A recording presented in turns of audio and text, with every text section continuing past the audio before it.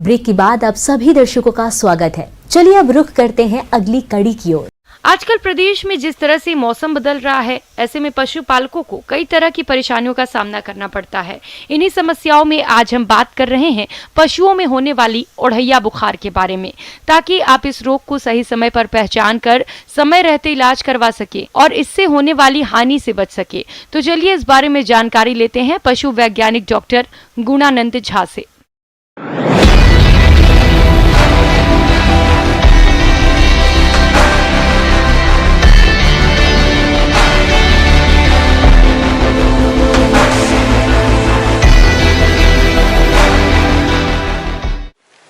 ये अरहिया बुखार को हम लोग 3 डे सिकनेस भी कहते हैं, यानी ये बुखार का पीरियड जो होता है वो 3 दिन तक रहता है। ये वायरस के चलते होता है, ये विषाणु के चलते होता है, जिसमें मक्खी और ये कंप्लीट फ्लाइंग बाइट्स जो रहता है, मक्खी और इंसेक्ट सबके काटने से ये ट्रांसमिट होता है ये वायरस। एफेमरल फीवर जो है खास करके क्लोवेन फुटेड जो हुफ वाला है, जिसमें खूर होता है 2 भाग में बटा हुआ, जैसे भेड़ हुआ, बकरी हुआ, गाय हुआ, बैल हुआ, भैंस हुआ, ये सब पशु में सबसे ज़्यादा ये बीमारी का प्रभाव देखा गया है।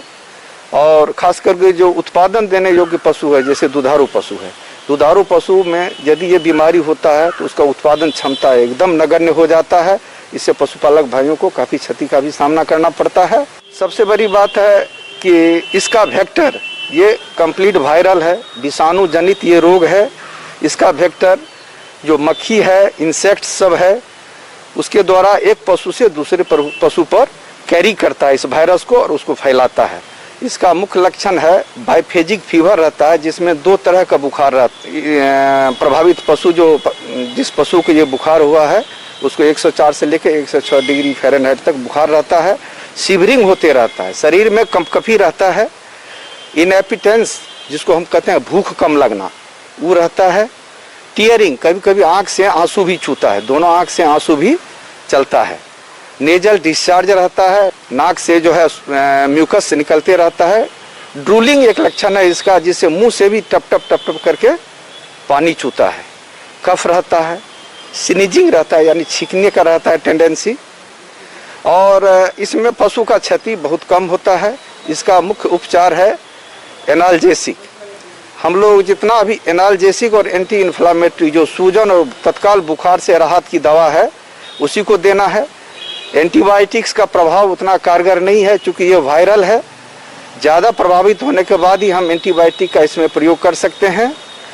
और ये अपने आप 3 दिन तक इसका इंक्यूबेशन पीरियड है। 3 दिन के बाद पशु रिकवरी करने लगता है और पशु के स्वास्थ्य में सुधार आने लगता है।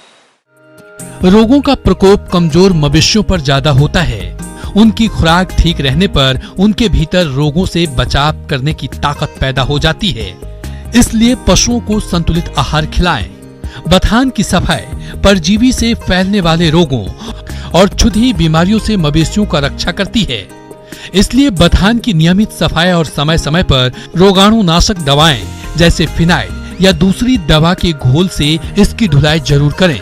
सतर्क रहकर पशुधन की देखभाल करने वाले पशुपालक बीमार पशु को झुंड से अलग कर अन्य पशुओं को बीमार होने से बचा सकते हैं। इसके लिए खास करके जो पशु का जो शेड है, जो पशु का खटाल है, जहाँ पशु बांधते हैं वहाँ साफ सफाई रखें, मक्खी का प्रकोप न रहने दें, कीट पतंगों को साफ सुथरा करते रहें ताकि कीट पतंग नहीं आए। कीटनाशक दवा का प्रयोग करते रहें जिससे वो लोग बाहर रहे। धुआं का, आग का धुआं का भी प्रयोग करने से मच्छर, मक्खी और विभिन्न तरह के कीटाणु भाग जाते हैं, तो धुआं का भी प्रयोग करें।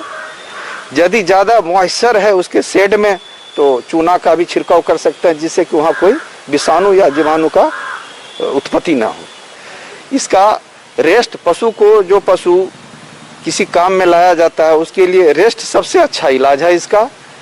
और मुंह के द्वारा कोई चीज़ देने का प्रयास ना करें इसमें पशुपालक भाई, चूँकि मुंह में सूजन रहता है, छाला के भी चांस रहता है, जिससे मुंह में घायल हो जाने के बाद या पशु को दवा पिलाने के लिए जो प्रयोग होता है यंत्र जिसे काड़ी बोलते हैं, उसके द्वारा मुंह के छाला उखड़ जाने की भी ज़्यादा चांस रहेगा, जिससे कि पशु ज़्यादा दिन तक खाना नहीं खा पाएगी। यही इसका मुख्य उपचार है। मवेशियों में फैलने वाले अधिकतर संक्रमण रोग स्थानीय होते हैं। ये बीमारियां एक बार जिस स्थान पर जिस समय पर फैलती है, उसी स्थान पर और उसी समय पर बार बार फैला करती है। इसलिए समय से पहले ही मवेशियों को टीका लगवाने का इंतजाम करना जरूरी है। टीका पशुपालक विभाग की ओर से उपलब्ध कराने पर नाम मात्र का शुल्क लगाया जाता है। इस प्रकार थोड़ी सावधानियां बरतकर पशुओं को गंभीर बीमारी की चपेट में आने से बचा सकते हैं और इनसे अधिक दूध उत्पादन ले सकते हैं।